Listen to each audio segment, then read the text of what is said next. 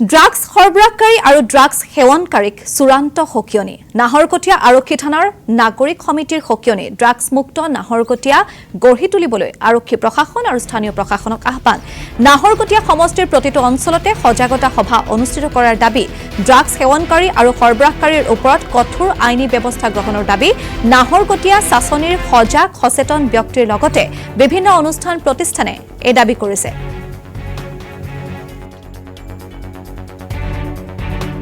সমিতিৰ উদ্যোগত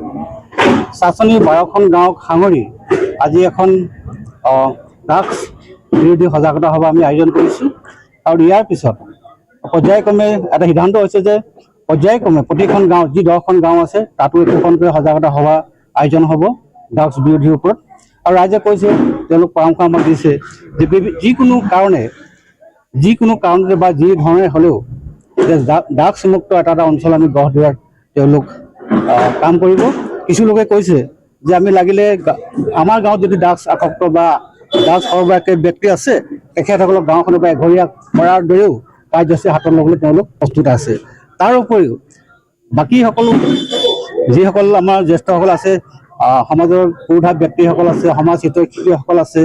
সমাজ সংগঠকসকল আছে তেখেতসকলে আজি আমাক পৰামৰ্শ আগবঢ়াইছে যে এই ধৰণে কাৰ্যসূচীবিলাক ৰূপায়ণ হৈ থাকিলে অন্ততঃ ড্ৰাগছ বিৰোধী এখন সমাজ আমি গঢ় দিয়াত এটা অৰিহণা যোগাব। আমি দেখা পাইছোঁ যে অসম চৰকাৰেও ড্ৰাগছ বিৰোধী যি তীব্ৰতৰ অভিযান অব্যাহত ৰাখিছে।